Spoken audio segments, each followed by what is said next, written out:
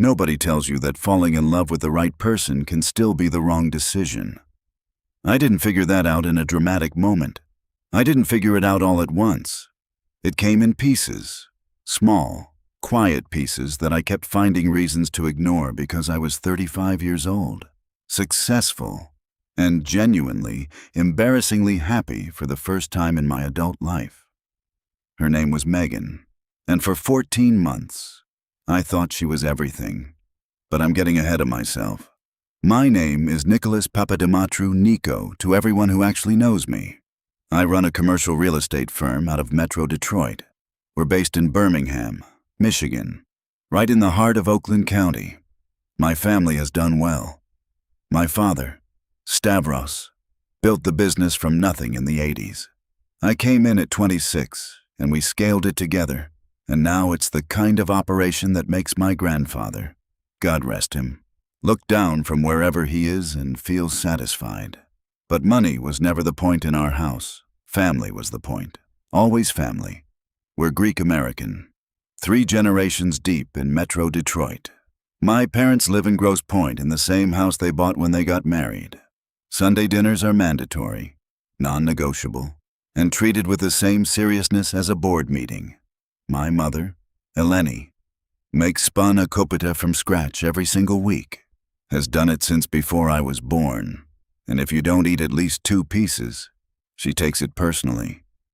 My Uncle Theo lives 12 minutes away and has never once in his life needed an invitation to show up at our door. We are loud, we are close, and we do not do things halfway. So when I tell you I met Megan at a fundraiser in Birmingham and within 3 months I was completely gone over this woman, understand what that means coming from me. I don't fall fast. I don't fall easy. I had dated seriously twice before, and both times ended the same way. Not dramatically, just quietly. The way things end when 2 people realize they want different lives. Megan felt different from the first night. She walked into that fundraiser in a black dress that probably cost more than my first car, laughed at my Uncle Theo's terrible joke about Greek yogurt within 5 minutes of meeting him, and then turned to my mother and asked, genuinely asked, not politely asked, about the recipe for the appetizer she'd just eaten. My mother grabbed her arm and talked to her for 45 minutes. I stood there watching it happen and thought, oh, so this is how it happens. We dated for 14 months. She met my family early. By month 2, she was at Sunday dinner. By month 4, she knew which chair was Uncle Theo's and never sat in it. My family absorbed her the way Greek families absorb people they like completely immediately and with a lot of food involved. I proposed on the rooftop of the Shinola Hotel in downtown Detroit on a Tuesday evening in late spring. Ring, flowers, the whole thing. She said yes before I finished asking. My mother cried when I called her. My father said, "Good. Now bring her to every Sunday dinner so your mother can feed her properly." Uncle Theo somehow already knew. To this day, I don't know how I was happy, genuinely, completely happy, and I had absolutely no idea what she was planning. Welcome to Dad's Raw Revenge. Get comfortable. This story is going to take you somewhere. Hit that like button and drop a comment below, letting me know where you're watching from. Trust me, you're going to love it here. Here's the thing about Megan that I want you to understand before anything else. She wasn't cold, she wasn't distant. She was warm and funny, and she made me feel consistently like I was exactly where I was supposed to be. So, when the topic of her family came up, and it came up early, because in my world, family comes up immediately, her answer didn't feel like a red flag. It felt like a wound. My parents and I don't have a relationship. She told me one night about 6 weeks in. We were sitting on the couch in her apartment in Midtown. Takeout containers on the coffee table, some show on in the background. Neither of us were watching. They were really toxic when I was growing up, controlling, critical, my dad especially. I had to put serious distance between us just to function as an adult. I even changed my last name on social media to get some breathing room. I looked at her. She wasn't performing it. Her eyes were steady and a little tired, like someone recounting something they'd processed a long time ago. But that still cost something to say out loud. "I'm sorry," I said. "Because what else do you say?" "It's okay. It's just not something I talk about a lot. They won't be at the wedding. I need you to be okay with that." I told her I was okay with that. And I was because I trusted her. Because she had given me zero reason not to. What I didn't fully account for was my family. Not that they were hostile toward Megan. They weren't. Not even close. But the Papaditrio family operates on a specific cultural frequency. And that frequency includes a bone-deep need to know the people connected to the people they love. It's not nosiness. It's not judgment. It's just we believe you understand a person better when you understand where they came from, who raised them, what table they grew up sitting at. And by month 11 of our engagement, the silence around Megan's family had started creating its own kind of noise. It came to a head on a Sunday evening in late July. My mother had made pasticcio, the real version, the one that takes most of Saturday to prepare. And we were all around the table in Grosse Pointe. Me, Megan, my parents, Uncle Theo, my cousin Nick Jr., and his wife. Everything was warm and normal until Uncle Theo, operating as he always does with complete disregard for social timing, put down his fork and looked at Megan. "Megan, sweetheart, I gotta ask you something." She smiled. "Sure. Theo, where are your people?" The table went quiet, the way tables go quiet when someone says the thing everyone has been carefully not saying. Megan's smile stayed in place, but her eyes shifted just slightly. "My parents and I aren't in contact. I've mentioned that. I know you mentioned it. I'm asking about it." Theo wasn't being cruel. He was being Theo. Because in our family, and I mean this with love, you don't marry into a family you've never met. It's not how we do things. "Theo," my father's voice, low single word. Theo picked up his fork, but the question was already on the table, and no amount of pasticcio was going to bury it. Later, after Megan had gone home, my father came and found me in the kitchen. He poured himself a small glass of wine and leaned against the counter. "She's a good woman," he said. "Not a question. She is. I believe you." He nodded slowly. "But Nico, we're going to stand in a church. We're going to make promises in front of God and everyone we know. And we're going to do that without knowing a single person from her side. Her parents are toxic pop." She had a heart, I hear you. I believe her. He set the glass down. But toxic people still exist somewhere. They have an address. He looked at me steadily. "I'm not asking you to fix anything. I'm asking you to know what you're walking into." I didn't say anything. He patted my shoulder once and went back to the dining room. I stood there in my parents' kitchen for a long time after that. But here's what I need you to understand. I still wasn't suspicious. Not really. Not of Megan. If anything, I was worried about myself. Because the one thought I couldn't shake, the one that kept surfacing on the drive home to Midtown, was this. What if her parents take one look at me and decide I'm not what they wanted for their daughter? I know how that sounds coming from a guy with a successful business and a family like mine. But Megan existed in a very specific world. Corporate marketing. Downtown Detroit. The kind of social circle where everyone has an MBA and an opinion about wine regions. Her apartment was decorated like a magazine. Her friends wore brands I had to look up.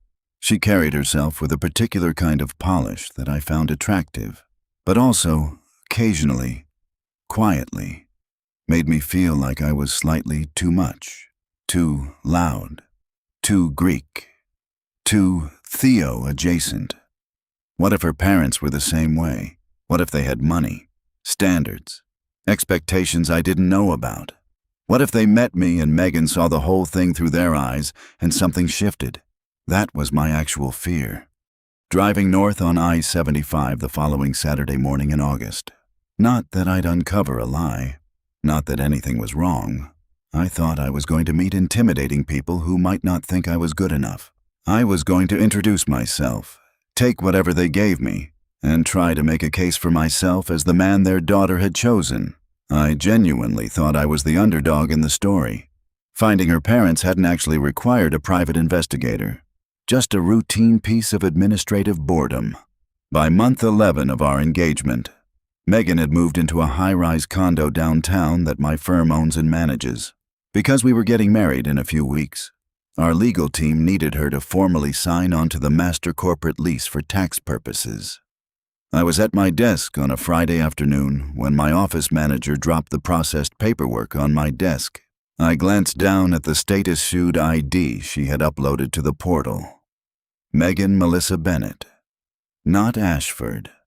The name she used on social media and introduced to my friends Bennett out of pure idle curiosity. I ran a quick property search on the name.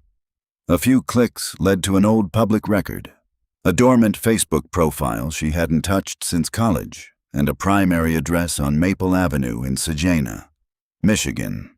About an hour and 40 minutes north on I-75, I told Megan I had a property walk they through. She kissed me goodbye without looking up from her laptop. The drive up was mostly me rehearsing introductions in my head and quietly dreading the moment someone opened the door and looked at me like I wasn't what they had in mind. I got off the highway into Saginaw just before 10 o'clock in the morning, followed the GPS into a neighborhood of modest ranch homes, clean streets, American flags, the kind of block where people know their neighbors' names and wave from the driveway. I slowed down. Wait, I found the house. A well-kept ranch home with a flower bed along the front walk and wind chimes on the porch. And in the front yard, moving slowly with a garden hose, was an older man in a Detroit Tigers t-shirt and reading glasses pushed up on his forehead, watering the flower bed with the unhurried patience of someone who had nowhere more important to be. This is not what I pictured. I sat in the car for a full 5 minutes, recalibrating everything. There was no gate, no luxury car in the driveway, no indication whatsoever that the people inside this house had ever spent a single moment worrying about whether someone else was good enough for anything. These are not intimidating people. These are regular people. And for one brief, uncomplicated moment, I felt genuinely relieved. I got out of the car, walked up the driveway. He noticed me when I was about 10 feet away and squinted in that cautious way people do when a stranger walks toward them. "Help you with something?" I stopped, took a breath. "Sir, you don't know me. My name is Nikiko Papadimitriou. I'm engaged to your daughter, Megan." Gerald Bennett dropped the hose. Not fumbled it, dropped it. Water pulled slowly across the driveway as he stared at me, and his face did something I was completely unprepared for. It crumbled, not with anger, not with suspicion, with relief, with 2 years of accumulated grief, finding somewhere to finally land. "Nancy," his voice broke on her name. "Nancy, come outside." And in that single moment, standing on a driveway in Saginaw, watching a retired postal worker try to collect himself, my entire understanding of the situation turned completely upside down. Inside the Bennett house, everything I thought I knew about Megan began coming apart at the seams, quietly, methodically, over coffee I didn't ask for, and a plate of cookies Nancy put out with shaking hands. The house was clean and modest and completely filled with Megan. School photos, birthday pictures, a prom photo on the mantel, a college graduation portrait where Gerald and Nancy stood on either side of her beaming, Gerald's arm around her shoulders, NY's face so proud it almost hurt to look at. These were not the faces of abusive people. These were the faces of parents who missed their daughter. The story came out carefully. Gerald was a retired postal worker, 31 years. Nancy had been a school secretary in the Saginaw district for most of Megan's childhood. They had put her through the University of Michigan. Full ride, no parent debt. They were proud of that, deeply proud. When Megan moved to Detroit and started building her corporate life, things changed slowly. Calls got shorter, visits stopped. She started appearing in photos online under a different last name, Ashford, her middle name, at events with people Gerald and Nancy didn't recognize, wearing a version of herself they didn't quite recognize either. Then came the wedding conversation, the $100,000 ask. Gerald's heartbroken counteroffer of $15,000. Everything they could give without destroying their retirement. Megan's response: "If you can't invest in my future, you're not part of it." Blocked that same night. Nancy slid something across the table. A birthday card sealed, unopened, stamped, returned to sender in red. Megan's handwriting on the return address label, our address. I stared at the red stamp on the envelope, then slowly pulled my phone out of my pocket. I opened the text message Megan had sent me late the previous evening, the one I had read right before falling asleep, the one that had prompted me to make this drive in the first place. "Babe, great news. I reached out to my parents. They finally apologized for everything, and they want to meet you for lunch tomorrow before they head out on a trip. I'm so excited for you to finally meet them." The kitchen was very quiet. I looked up slowly. Gerald and Nancy Bennett were sitting directly across from me, completely oblivious to the digital reality their daughter was constructing in real time. I turned the phone around and showed them the screen. Nancy read it. She set the phone down gently, said nothing. Gerald looked out the kitchen window at the flower bed he'd been watering when I walked up. I thought about the drive up, my rehearsed introductions, my quiet fear that I wouldn't be good enough for these people. I almost laughed. I almost actually laughed because I had spent weeks worrying that Megan's parents might look down on me, that they might be too polished, too wealthy, too particular. And they were here in Saginaw in a ranch house on Maple Avenue, with wind chimes and a garden hose and 2 years of unopened birthday cards. The person who had decided someone wasn't good enough wasn't them. It was her. It had always been her. And just like that, the man who drove up I-75, nervous about making a good impression, that man was gone.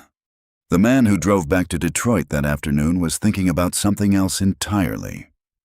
The difference between a good liar and a great one is that the great one never breaks character, not even at the dinner table, not even when everything is falling apart.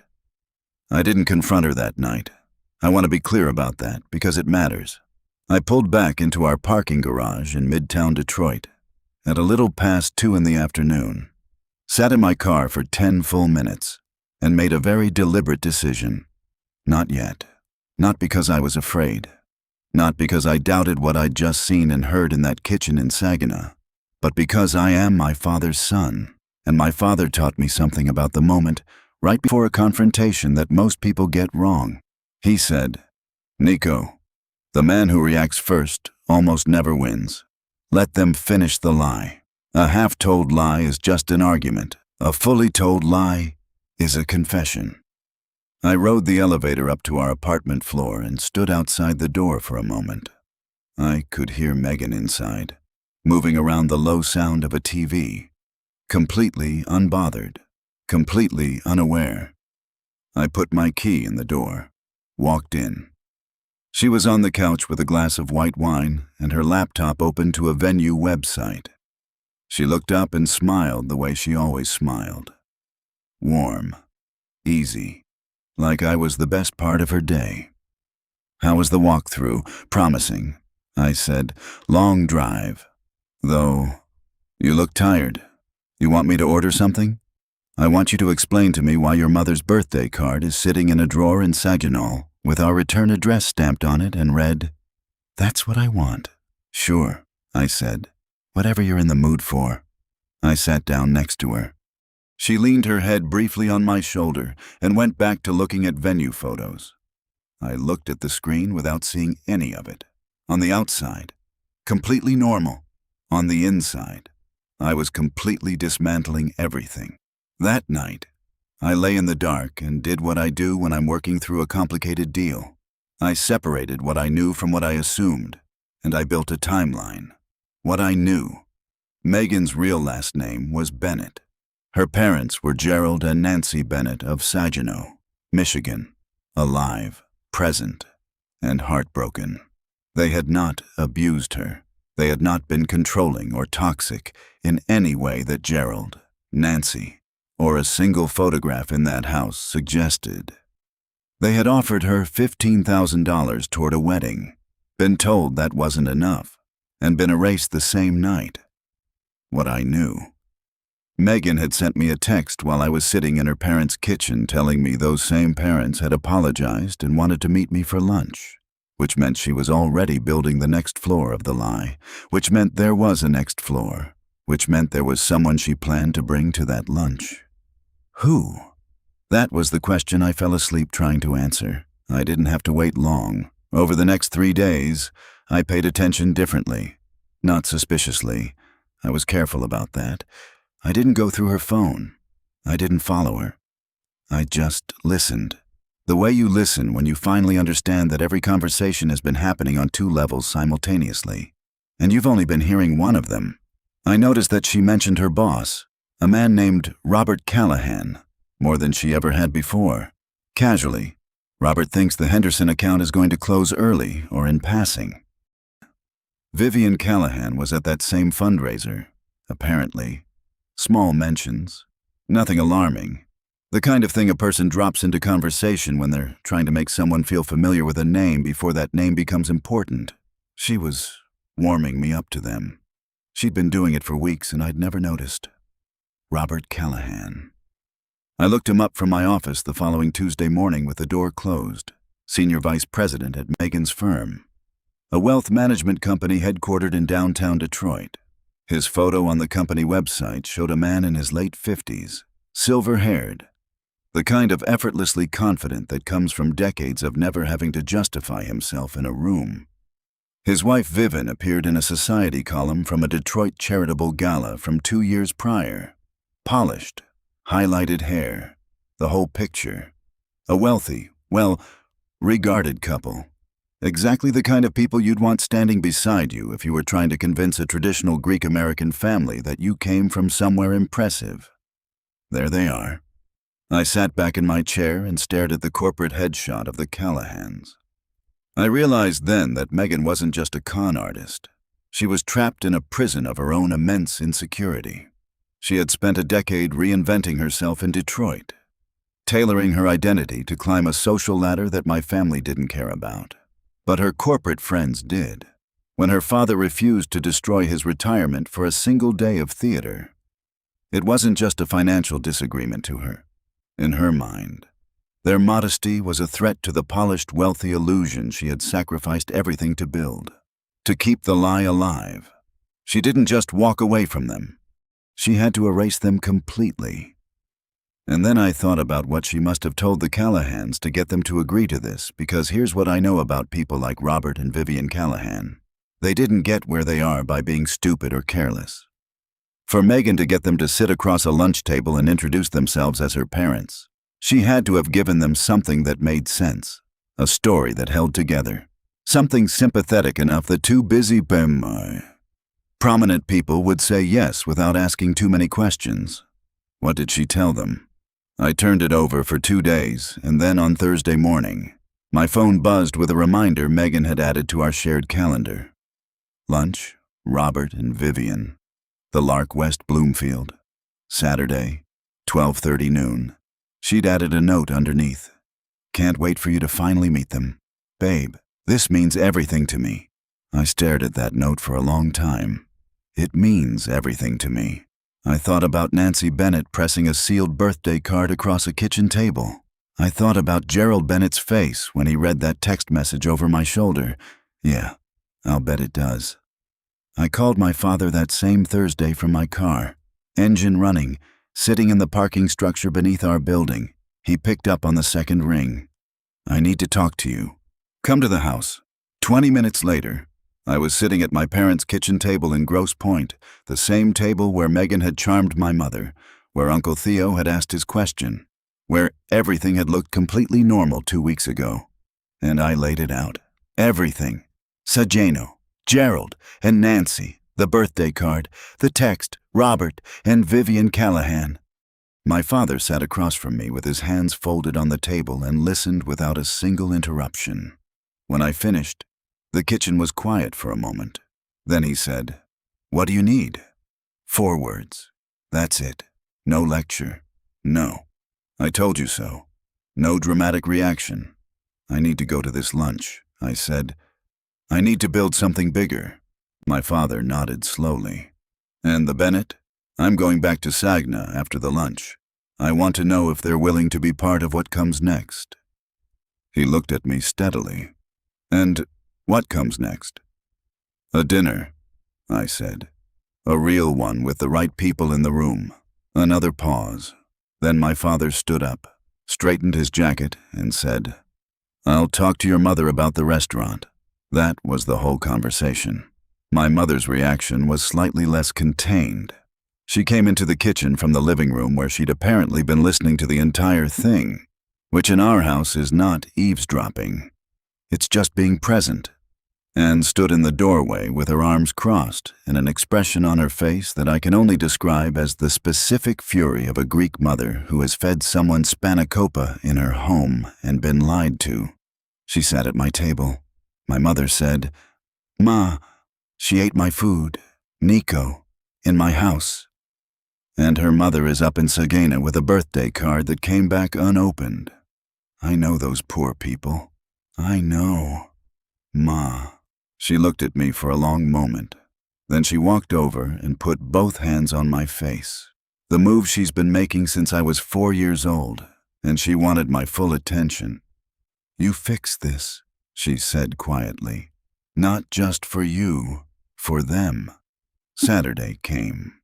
The Lark and West Bloomfield Old Money Restaurant. The kind of place where the lighting is specifically designed to make everyone look slightly more important than they are. Megan had made the reservation. Naturally, I got there 5 minutes early and took a seat facing the door. They arrived together, Megan in the middle, one hand looped through Robert Callahan's arm, Vivian on his other side. Megan was glowing. Robert moved with the easy confidence of a man who had never once questioned whether he belonged somewhere. Vivian was all gracious smiles and careful posture. I stood when they reached the table. Big smile. Firm handshake. No, Megan said, her voice warm with a particular kind of triumph. This is my dad, Robert, and my mom, Vivian. Robert, Vivian, not Gerald. Not Nancy, Robert, Vivian. I shook both hands. I have heard so much about you, both of you.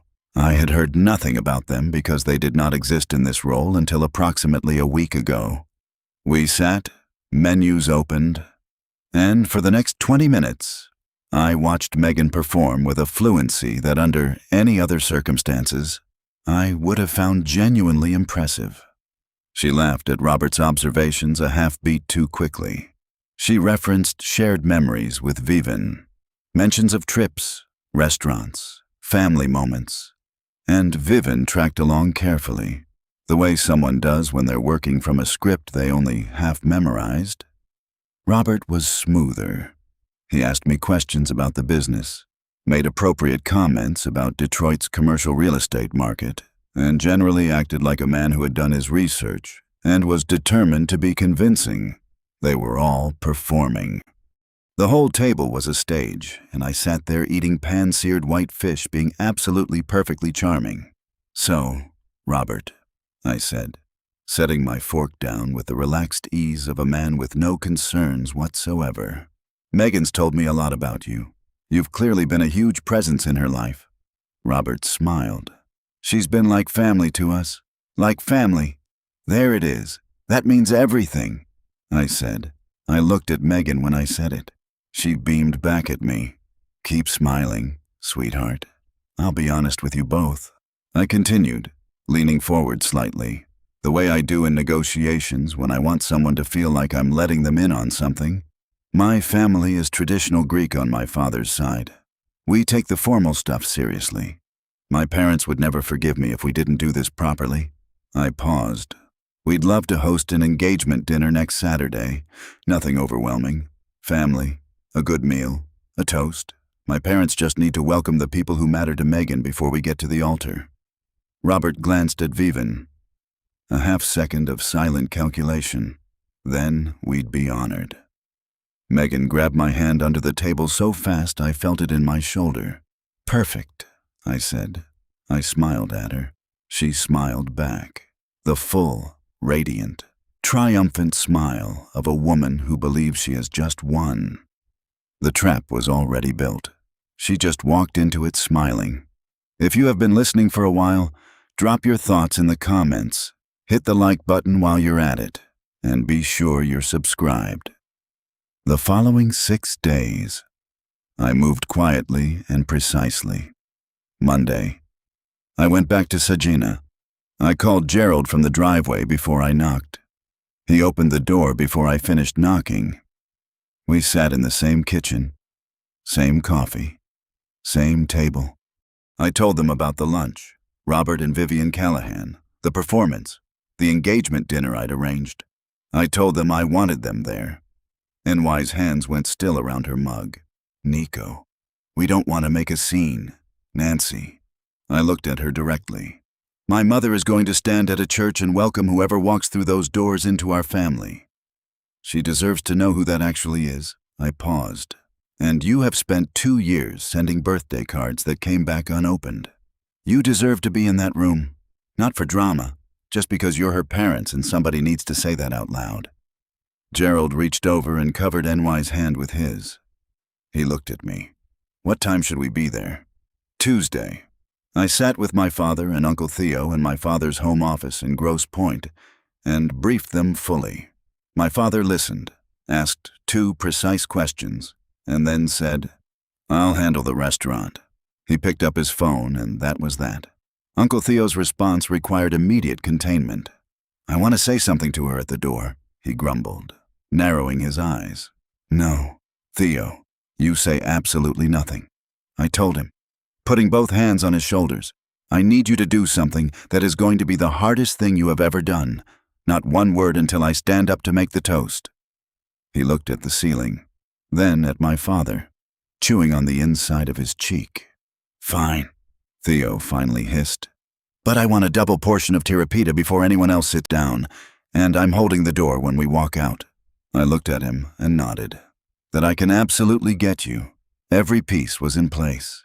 Pegasus Tavera in downtown Detroit. My father's choice, and the right one.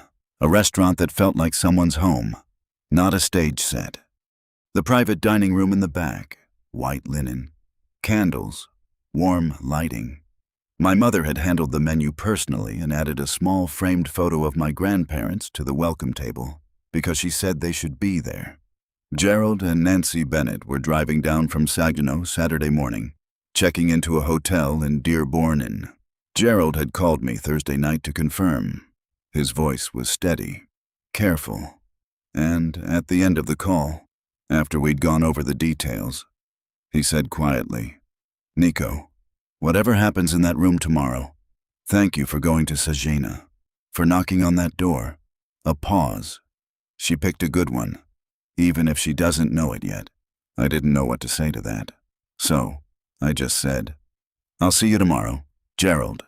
I pressed my suit Friday night, got into bed next to Megan, who was already asleep, already dreaming about whatever version of tomorrow she had constructed in her head.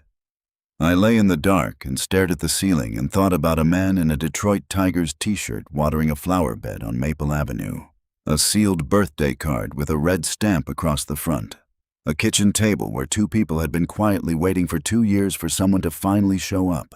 Someone had shown up tomorrow. So would they. You can build a lie as tall as you want, but the moment the right people walk through the door, the whole thing comes down. I woke up that Saturday morning in September with the kind of stillness that doesn't come from peace. It comes from certainty. I lay there for a few minutes listening to Megan in the bathroom, the sound of the shower, the hair dryer, the particular rhythm of a woman preparing for a performance she believes she has already won. And I thought about Gerald Bennett pressing his navy blazer in a Dearborn hotel room. Nancy standing at a mirror trying to hold herself together. 2 people who drove an hour and 40 minutes down I-75 for a dinner. Their own daughter had no idea they'd been invited to. "Get up, Nico, let's go finish this." Megan spent 3 hours getting ready. 3 hours. I sat in the living room watching football highlights with the volume low. And I let her have every minute of it. She came out twice to ask my opinion. Once about earrings, once about shoes. And both times I said she looked beautiful because she did. That was never the issue. The issue was everything underneath the beautiful. She wanted to leave early to check on the setup. I told her to go ahead, that I had a quick call to make, and I'd meet her there. She kissed me on the cheek, grabbed her coat, and walked out the door, looking like everything in her life was exactly on track. The moment the door closed, I picked up my phone and called Gerald. He answered on the first ring. "You good?" I asked. "We're ready." His voice was quiet, solid. The voice of a man who had decided something. "NY's dressed. We're ready." "Okay. When I text you, you walk in. Doesn't matter what's happening at the table. You just walk in and you stand there. You don't have to say a word." A pause. "Gerald, yeah, she's going to see you the second that door opens. I know. I just want you prepared for Nico." His voice stopped me. "I've been prepared for 2 years. I've been prepared since the night she blocked us. I've been prepared every time NY's birthday rolled around and we didn't get a call." Another pause. Shorter. "We'll be there." I held the phone for a second after he hung up. Then I put on my jacket, checked my inside pocket for the ring, and walked out. Pegasus Tavera on a Saturday evening is exactly what it should be. Warm, full, the smell of lemon and garlic meeting you at the door like an old friend. But the private dining room in the back operates on a different frequency. Quieter, intentional, white linen, low lighting, round tables arranged so that everyone can see everyone else. My mother had been there since 4 o'clock in the afternoon. When I walked in at 6:30, she was adjusting the centerpiece flowers with the focused energy of a woman who understood that the details of a room tell people how seriously you take them. She looked up when I came in and studied my face the way she's been studying my face since I was old enough to have something to hide. "You okay?"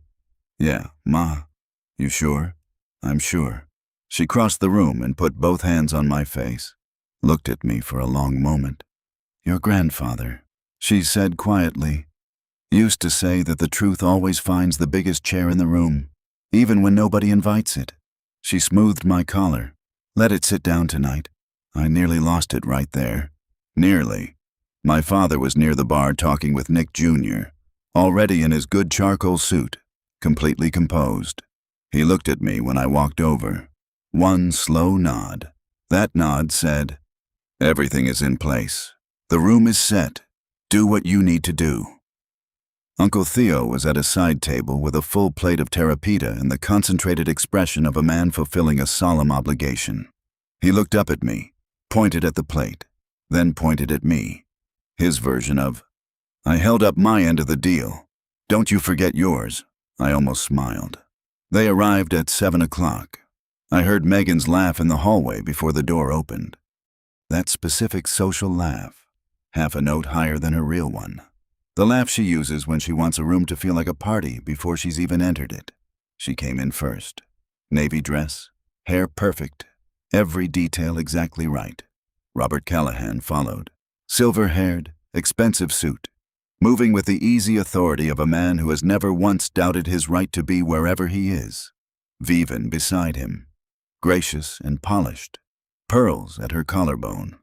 Megan moved through that room like she owned it. She kissed my mother on both cheeks.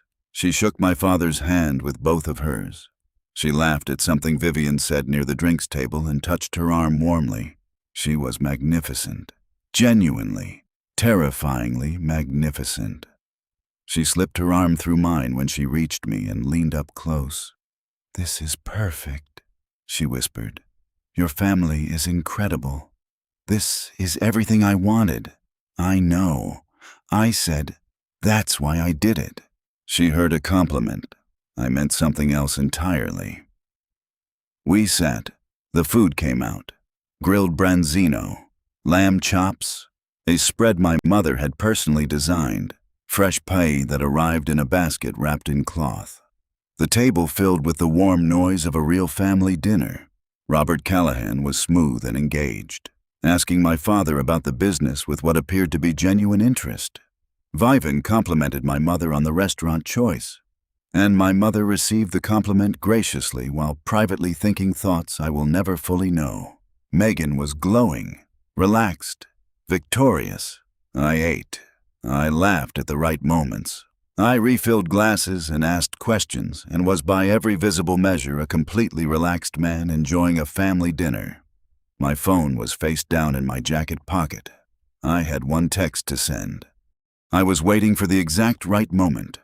That moment came at 7:48 in the small lull between the main course and whatever was supposed to come next.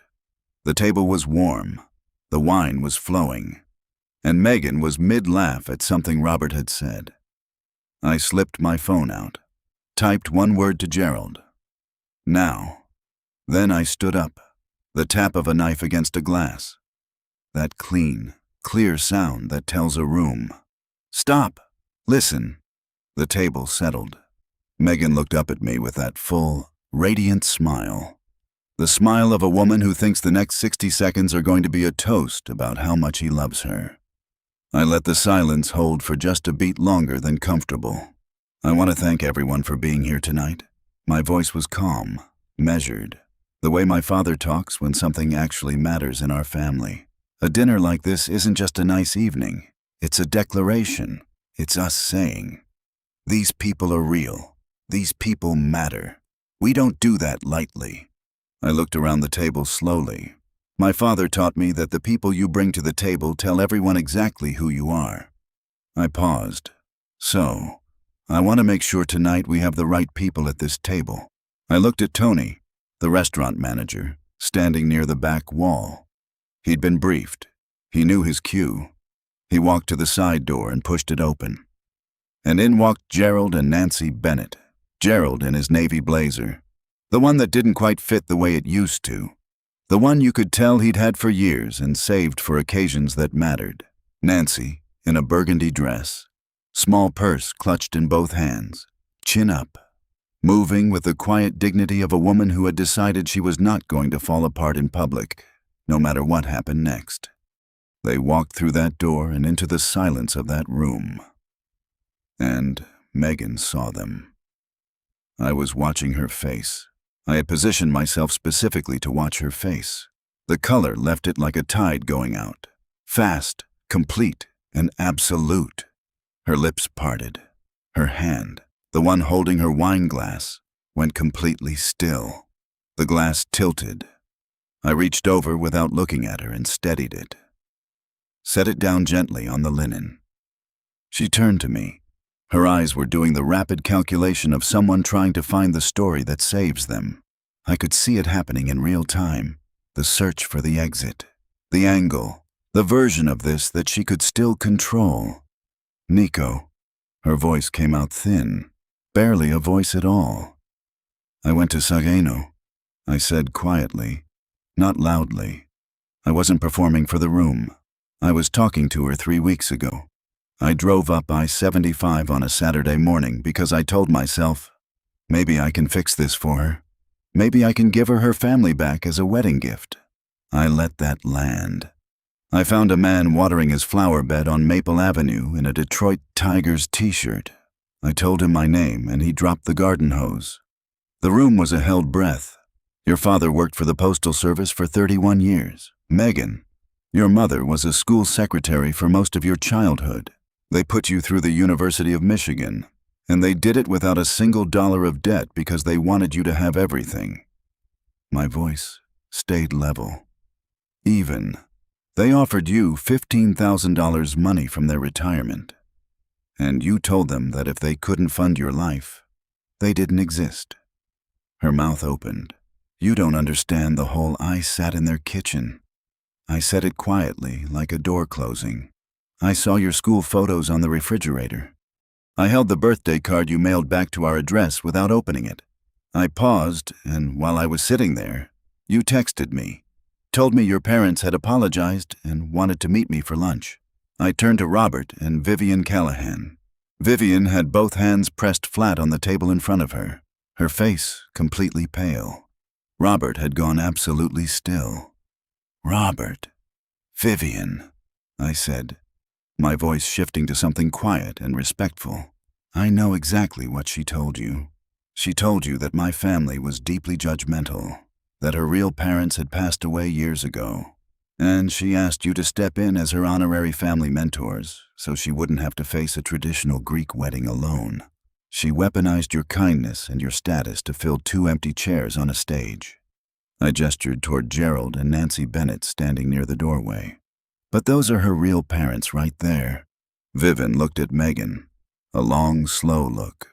The kind that doesn't need words because the words would be insufficient anyway. Then she looked at Gerald and Nancy, and something moved across her face that was far worse than anger. It was recognition. The specific recognition of a woman who has just understood that the person she thought she knew does not exist. Robert said nothing. He folded his napkin, placed it on the table.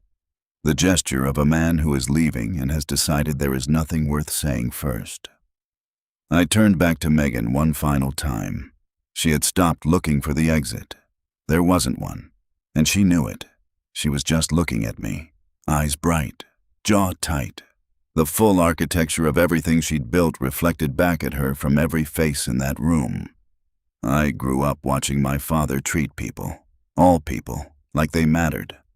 The guy who parks the car, the woman who cleans the office, the retired postal worker in Saginaw who gives everything he has and gets told it's not enough. I reached into my jacket pocket. That's the measure I was raised with. Not the address, not the job title, not the clothes. I looked at her. By that measure, I don't know who you are. I took the ring out of my pocket. I set it on the white linen tablecloth in front of her. Not thrown, not dramatic, just placed, quietly. The way you set something down when you've been carrying it too long and you're finally ready to put it down for good. Then I picked up the floral centerpiece from the middle of our table. White flowers. Simple. My mother's choice. And I walked across the room to where Nancy Bennett was standing. She was fighting it. You could see the effort in her jaw, her shoulders, the way she was breathing, short and careful. The way people breathe when they are holding something enormous and cannot afford to drop it in public. I held the flowers out to her. She looked at them, looked at me, and then Nancy Bennett, who had driven an hour and 40 minutes from Saginaw, and pressed her best dress and held her chin up through the hardest walk of her life. She took the flowers and came completely apart, not loudly, the quiet kind, the kind that comes from 2 years of accumulated grief, finding somewhere to finally go. Gerald had his arm around her before the first sound left her. His jaw was tight, his eyes wet, his chin steady. He pulled her in and looked at me over the top of her head. And then he did something I didn't expect.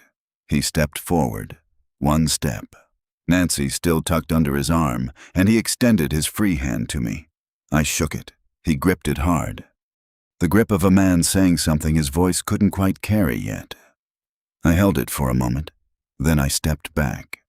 My father was beside me. I don't know exactly when he moved. Stavros Papadimitriou materializes when it matters. It's just what he does. He looked at Gerald Bennett for a moment. Then he stepped forward and extended his hand. "I'm Stavros," he said.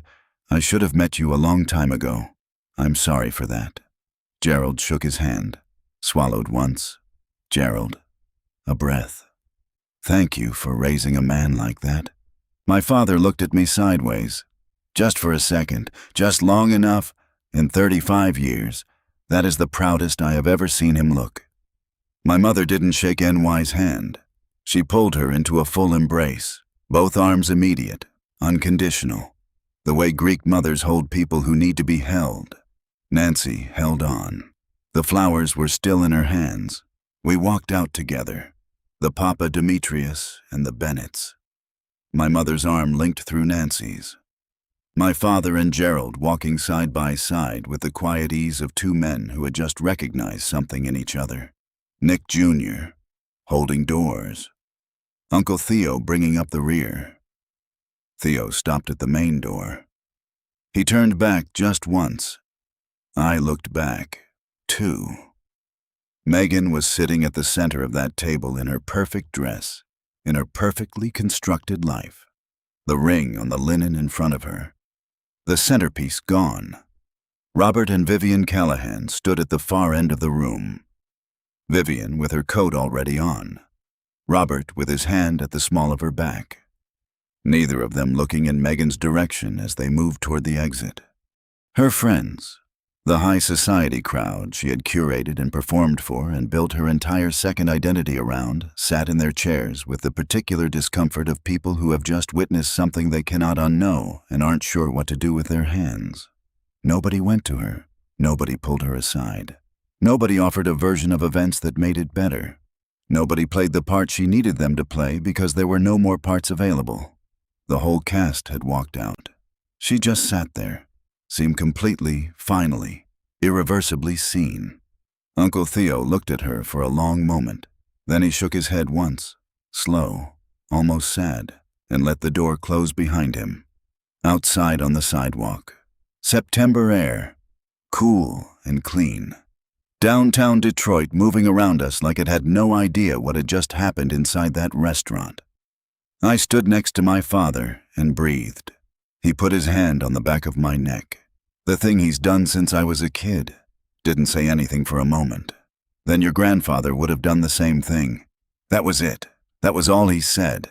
Across the sidewalk, Gerald Bennett was looking up at the Detroit skyline with Minnie tucked under his arm, the white flowers still in her hands. Both of them breathing the same cool September air, like people who had just been handed something back that they'd given up on ever seeing again. Gerald caught me looking. He nodded once, not a thank you nod. Something that didn't have a word for it. I nodded back. Some deals you close for profit. Some you close because there is no version of yourself you can live with that walks away from the table. That night I closed the most important deal of my life, and I didn't make a single dollar. Some women lie to erase people who loved her. She built a whole life on top of that eraser. And on a Saturday night in September in a private dining room at Pegasus Tavera in downtown Detroit, every single floor of it came down. If you enjoyed this story, hit that like button, subscribe, and drop a comment below. Let me know where you're watching from. I will see you on the next one.